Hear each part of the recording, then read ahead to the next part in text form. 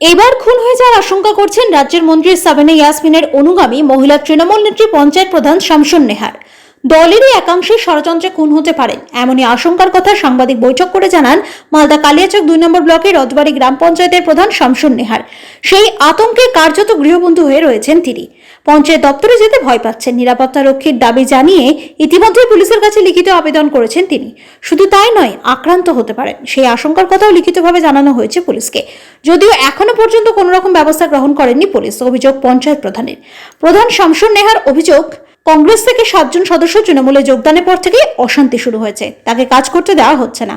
প্রসঙ্গত, রজবাড়ি গ্রাম পঞ্চায়েতের প্রধানের স্বামী এবং 2 গ্রাম পঞ্চায়েত সদস্যের স্বামীর মধ্যে সংঘর্ষ বাধে গ্রাম পঞ্চায়েত দপ্তরে। উভয় পক্ষই আহত হয়ে হাসপাতালে চিকিৎসাধীন। আর এরপরই গ্রাম পঞ্চায়েতের প্রধানের অভিযোগ, গোটা ঘটনা নিয়ে চরম অস্বস্তিতে জেলা তৃণমূল নেতৃত্ব। সমস্যা মিটে যাবে এমনটাই দাবি জেলা তৃণমূলের সহসভাপতি শুভময় বসুর। কংগ্রেস থেকে যারা তৃণমূলে গেছে তাদের সব দায়ভার তৃণমূলের কংগ্রেসের নয়।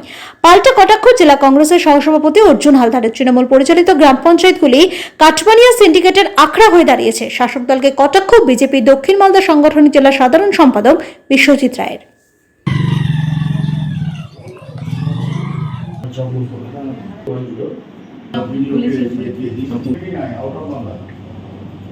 আমার উপরে অত্যাচার বুঝতে পারছি। আমি অফিসে যাব, আমার উপর অ্যাটাক করবে, আমাকে হয়তো প্রাণে মারারও চেষ্টা করবে। আমি চাই, ওই ঘটনার পর থেকে আমার মনে ভয় ঢুকে গেছে। আমি কি করে অঞ্চল অফিসে যাব, কাজ করব কিভাবে লোকের? ওরা চাইছে ওদের কথা মতো যেন আমরা চলি, মানে কংগ্রেস থেকে যারা তৃণমূলে এসছেন ওরা চাইছে ওদের মতো করে, ওদের মতামত আমরা সমর্থন করি আর ওদের মতো করে চলি।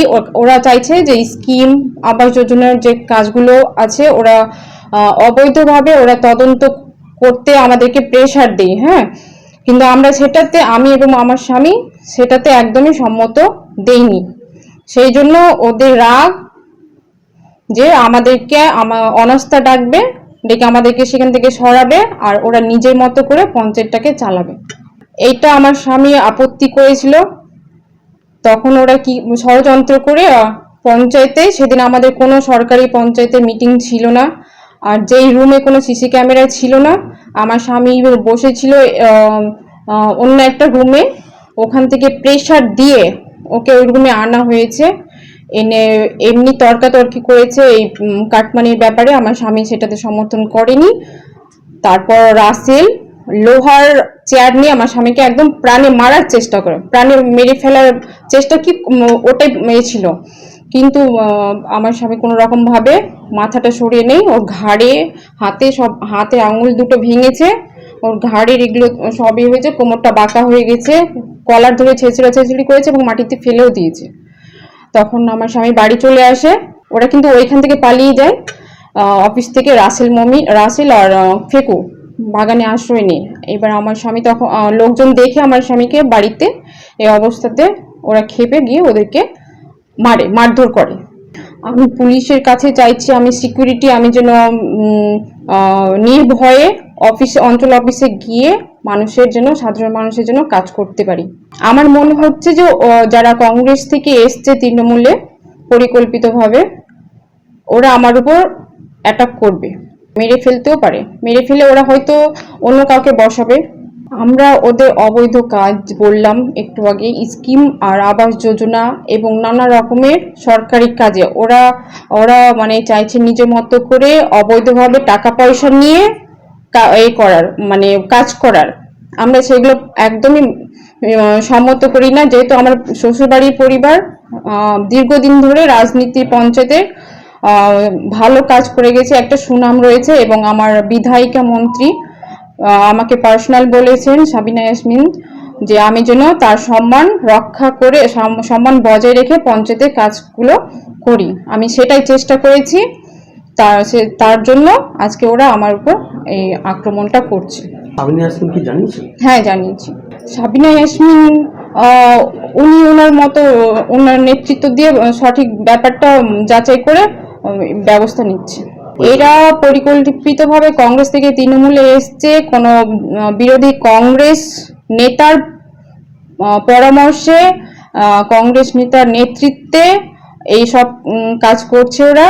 এবং কালকে যে ধর্ণা হয়েছিল সেটা কংগ্রেস নেতার পরিকল্পিতভাবে এটা রাজনীতিটাকে ওরা সামনে যেহেতু ভোট আছে কংগ্রেসের হয়ে ভোট করার চেষ্টা করছে এবং আমাদের তৃণমূল পার্টির বদনাম করার চেষ্টা করছে, আমাদের সাবিনা দির দুর্নাম করার চেষ্টা করছে।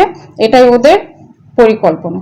আমার জানানোর ইচ্ছা আছে যে আমি জানাবো মুখ্যমন্ত্রী, যেরকম করে হোক আমি জানাবো ব্যাপারটা। এখন আমি অফিস যেতে পারছি না, আমি ভীষণ আতঙ্কে রয়েছি, ওরা যে কোনো টাইমে আমার উপর অ্যাটাক করতে পারে। বিষয়টা হচ্ছে যে মোথাবাড়ির রথবাড়ি অঞ্চলে যে কংগ্রেস থেকে সত্য তৃণমূল কংগ্রেসে জয়েন করেছে, এই পঞ্চায়েত মেম্বারদের মধ্যে তৃণমূল কংগ্রেসেরই নিজেদের দলের মধ্যে একদম গোষ্ঠীকন্দল দেখা যাচ্ছে। সেখানে যারা তৃণমূল আগে থেকে করে তাদের উপরে প্রাণনাশের হুমকি দিচ্ছে যারা নতুন এসছে কংগ্রেস থেকে। আমরা ভারতীয় জনতা পার্টি বারবার বলেছি যে গোটা পশ্চিমবঙ্গ ব্যাপী তৃণমূল কংগ্রেসের যে সন্ত্রাস তার কন্ট্রোল আর মমতা বন্দ্যোপাধ্যায়ের হাতে নেই। এই মমতা বন্দ্যোপাধ্যায়ের দল পুরোপুরি সিন্ডিকেটের দলে পরিণত হয়েছে। এখানে তোলাবাজি, সিন্ডিকেটবাজি, ধর্ষণ, খুন, এই গুন্ডাবাজি ছাড়া কিছু নেই। তাই জন্য এটা ব্যতিক্রম কোনো ঘটনায় নয়। মথাবাড়ি কাণ্ডে প্রত্যেকটা জায়গায় মমতা বন্দ্যোপাধ্যায় আমরা দেখেছি যে তৃণমূল কংগ্রেসের হারমাত বাহিনীরা তৃণমূল কংগ্রেসের হারমাতদেরকে মারছে। গোষ্ঠীকন্দল বিভিন্ন অঞ্চল বুথে প্রত্যেকটা জায়গায়, মালদা জেলা শুধু না গোটা পশ্চিমবঙ্গে তৃণমূলের সাথে তৃণমূলের গোষ্ঠীর কন্দলে বহু কর্মী খুন হচ্ছে।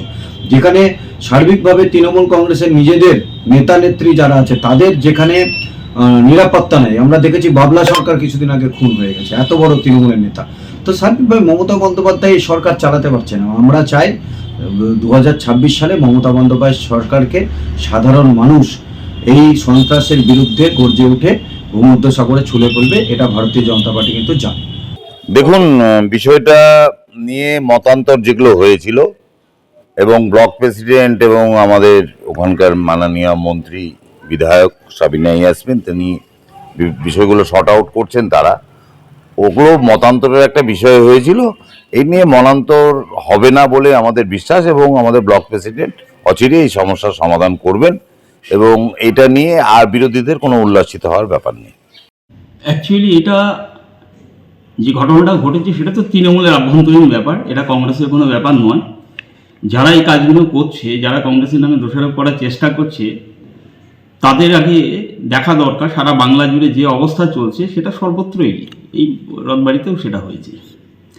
কংগ্রেসের প্রতীকে জিতেছিল, জেতার পরে তাদেরকে ঝান্ডা ধরিয়েছিল তৃণমূল। এখন তাদের মধ্যে মারামারি, সেটা কংগ্রেসের নামে দোষ চাপিয়ে কংগ্রেসকে কলঙ্কিত করার চেষ্টা করা হচ্ছে।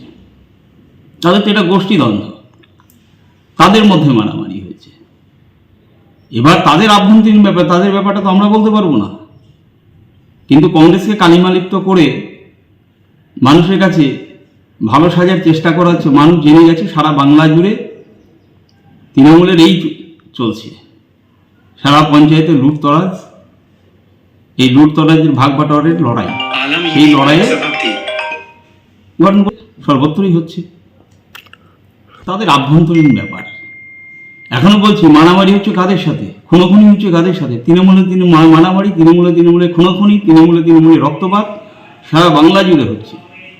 পঞ্চায়েতের কিসের গণ্ডগোল হতে পারে? তৃণমূলে গেলেই সব কিছু করা যায়। কেন তখন মনে ছিল না কংগ্রেসের জনপ্রতিনিধিকে তৃণমূলে ঝান্ডা ধরানোর? কিসের প্রলোভনে নিয়ে যাওয়া হয়েছিল? যে প্রলোভন দেখিয়ে যারা নিয়ে গেছিল, হয়তো প্রলোভন সেটা পূরণ হচ্ছে না, যে প্রতিশ্রুতি দিয়ে নিয়ে গেছিল সেই প্রতিশ্রুতি পালন হচ্ছে না, তার জন্যই তাদের মধ্যে গণ্ডগোলের সূত্রপাত হচ্ছে, এটা আমাদের ধারণা।